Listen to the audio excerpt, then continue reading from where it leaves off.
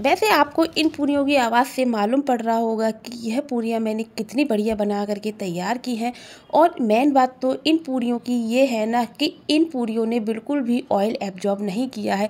और मैं आपके साथ इन पूरियों को बनाने के 3 तरीके शेयर कर रही हूँ। तो सबसे पहले तो मैं आपको ये बता दूँ, ये पूरियाँ मैं साबूदाने से बनाने वाली हूँ। और इसके साथ मैं आपके साथ शेयर कर रही हूँ मखाने के रायते की रेसिपी, जो बहुत ज़्यादा बढ़िया टेस्टी लगेगा। इन पूरियों की एक ख़ास बात ये है, ये पूरियाँ लगभग 10 मिनट में बन करके तैयार हो जाएंगी, ज़्यादा समय नहीं लगेगा। आप एक बार इस रेसिपी को ज़रूर ट्राई करना। तो चलिए जल्दी से गरिमा की देसी रसोई में इस रेसिपी को देख लेते हैं। और अगर आपने मेरे चैनल को अभी तक सब्सक्राइब नहीं किया है तो जल्दी से आप मेरे चैनल को सब्सक्राइब कर लीजिएगा। तो चलिए जल्दी से देखते हैं। तो यहाँ मैंने मोटा वाला साबूदाना लिया है। एक साबूदाना छोटा वाला भी होता है, आप वो साबूदाना ना ले। पूरियाँ बनाने के लिए आप ये छोटा वाला साबूदाना ले, जिसकी हम खिचड़ी बना करके तैयार करते हैं ना, आप यही साबूदाना ले। तो सबसे पहले हमें यहाँ 2 बाउल साबूदाने को अच्छे से गर्म कर लेना है। लगभग हमें इसे अच्छी तरह से रोस्ट भी नहीं करना है। जब यह कुछ हल्का सा गर्म हो जाए तब हमें इसको ठंडा करके पीसना है। तो देखिए मैं इसको हल्का सा गर्म करने के बाद भी हाथों में अच्छे से ले पा रही हूँ। अब हमें इसको ठंडा कर लेंगे। जब यह अच्छे से ठंडा हो जाएगा तब हम एक मिक्सर जार लेंगे और जार में हम ठंडे किए हुए साबूदाने को ऐड कर देंगे। और अब हम इसका एक पाउडर बना करके तैयार कर लेंगे। हमें इसका एकदम बारीक फाइन पाउडर बना करके तैयार करना है। तो देखिए हमारा साबूदाने का पाउडर बन करके तैयार हो गया है, मतलब यह कुछ आटे की फॉर्म में आ जाएगा। और अब मैं इसको एक बार छान लूँगी। तो यहाँ मैंने एक छन्नी ली है और इसको एक बारी अच्छे से छान लेंगे, तो जिससे कि जो साबूदाना मोटेपन पे रह गया होगा ना, वो सारा ही ऊपर आ जाएगा। अब मैं यहाँ पर ना सबसे मेन पॉइंट में यहाँ पर 2 चम्मच कूटू का आटा ऐड करूँगी। आप कूटू के आटे की जगह सिंघाड़े का आटा भी ऐड कर सकते हैं। इससे क्या होगा ना, पूरियाँ हमारी अच्छे से बन जाएंगी और जो ऑयल में जाने के बाद खुलेंगी नहीं, मतलब फटेंगी नहीं। और अब मैं इसमें काली मिर्च, बारीक कटी हुई हरी मिर्च और बारीक कटा हुआ हरा धनिया ऐड करूँगी और स्वाद के अनुसार नमक ऐड कर देंगे। और अब मैं यहाँ पर 2 आलू ले रही हूँ, जिसको मैंने अच्छे से ग्रेट कर लिया है। हमें आलूओं को इस छोटे वाली ग्रेटर की मदद से ही ग्रेट कर लेना है। तो आप आलूओं की जगह अरबी का भी यूज कर सकते हैं, या फिर अरबी और आलू आप दोनों ही ऐड कर सकते हैं। और अब मैं इसको एक बारी अच्छे से मिक्स कर लूँगी। लगभग हमें सबसे पहले आलू को अच्छे से आटे में मिक्स कर लेना है, और जब हमें ज़रूरत पड़ेगी तब हम ज़रूरत के अनुसार पानी ऐड करेंगे और हम इसका एक डो बना करके तैयार कर लेंगे। तो जैसे हम पूरी का डो लगा करके तैयार करते हैं ना, हमें कुछ इस तरीके से ही पूरी का डो बना करके तैयार कर लेना है। ये बहुत बढ़िया लगती हैं। आप एक बार इस रेसिपी को ज़रूर ट्राई करना, आपके बच्चे भी इस पूरियों को बहुत शौक से एंजॉय करेंगे। तो यहाँ हमने आटे को लगा करके तैयार कर दिया है और अब मैं इसको 10 मिनट के लिए रेस्ट के लिए छोड़ दूँगी, जब तक हम एक मखाने का रायता बना करके तैयार करेंगे। तो मखाने के रायते के लिए हमें मखाने को अच्छे से रोस्ट कर लेना है। हमें इसको लो फ्लेम पर 3 से 4 मिनट के लिए अच्छे से रोस्ट कर लेंगे और कुछ इस तरीके का जब ये मखाना टूटने लगेगा तब हम इसको ठंडा करने के लिए छोड़ देंगे।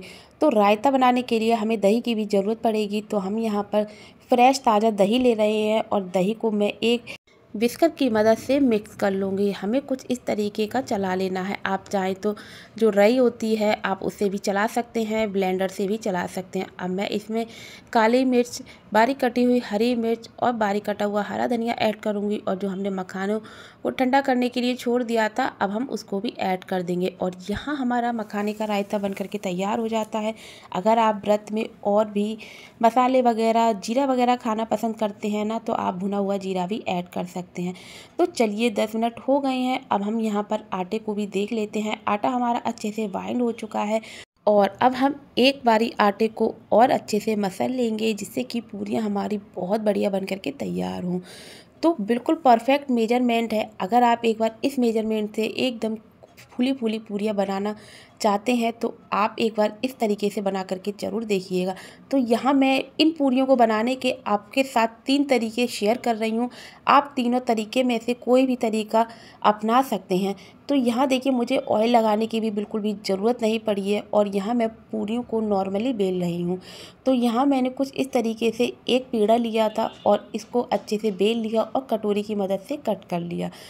तो देखिए हमारी एक पूरी बिल्कुल गोल बन करके तैयार हो जाती है। अब मैं आपके साथ एक दूसरा तरीका शेयर कर रही हूँ।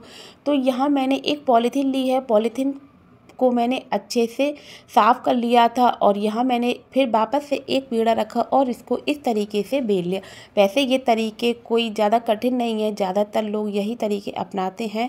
तो यहाँ मैं वापस से कटोरी को इस तरीके से शेप दे दूँगी। तो यहाँ हमारी दूसरी भी पूरी बन करके तैयार हो जाती है। बहुत आसान तरीका है, बहुत आसानी से पूरियाँ बन करके तैयार होती हैं। तो देखिए यहाँ हमारी दूसरी पूरी भी वापस से उसी शेप में बन करके तैयार हो गई है। तो अब मैं आपके साथ एक लास्ट तरीका और शेयर कर रही हूँ। अगर आपने ये तरीका अपनाया है ना अपने साथ तो मुझे कमेंट करके ज़रूर बताना।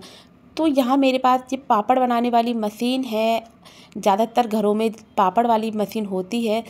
पापड़ वाली मशीन में आप पूरियाँ बनाएं तो आप दोनों तरफ अच्छे से ऑयल से अच्छे से ग्रीस कर लीजिएगा, नहीं तो जब प्रेशर पड़ता है ना तो पूरियाँ चिपक जाएंगी।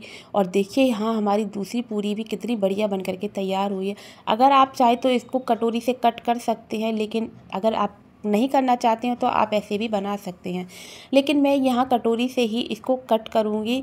और देखिए यहाँ हमारी तीसरी पूरी भी बन करके तैयार हो गई है। सेम प्रोसेस से मैंने सारी ही पूरियाँ बना करके तैयार कर ली हैं और जो मुझे बेस्ट तरीका लगा था ना वो मुझे इस पापड़ वाली मशीन का लगा था। इससे पूरी हमारी बहुत बढ़िया बन करके तैयार हुई थी। तो देखिए यह हमारी पूरियाँ सारी हमने कुछ इस तरीके से ही पूरियाँ बना करके तैयार कर ली थी। और देखिए सारी ही पूरियों की शेप इक्वल है और एकदम पतली बन करके तैयार हुई हैं। आप सेम प्रोसेस से पराठे भी बना करके तैयार कर सकते हैं। अब मैंने ऑयल को पहले से ही गर्म करने के लिए रख दिया था। अब मैं एक एक करके दो दो करके जितने मन आए उतने करके हम पूरियाँ सेक लेंगे। तो यहाँ मैं दो दो करके ही पूरियाँ सेक रही हूँ और देखिए ऑयल में जाते ही पूरियाँ हमारी अच्छे से फूल रही हैं। तो इसी तरीके से हम इसको बार बार उलटते पलटते अच्छे से सेक लेंगे। और यहाँ मैं कुछ इनको डार्क कलर में सेक रही हूँ। आप हल्का कलर करना चाहते हैं तो हल्के कलर में भी सेक सकते हैं। और इसी तरीके से ना मैंने सारी ही पूरियों को सेक करके तैयार कर लिया था। आप भी एक बार इस मेजरमेंट से बनाएंगे ना तो आपकी भी पूरियाँ बहुत बढ़िया बन करके तैयार होंगी। आपको इन पूरियाँ बनाने का कौन सा तरीका सबसे ज़्यादा बेस्ट लगा प्लीज़ मुझे कमेंट करके ज़रूर बताइएगा। रेसिपी अच्छी लगी हो तो प्लीज़ चैनल को ज़्यादा से ज़्यादा सब्सक्राइब एंड फॉलो करिएगा। आप मुझे मेरे फेसबुक पेज पर भी फॉलो कर सकते हैं। Thank you so much friends.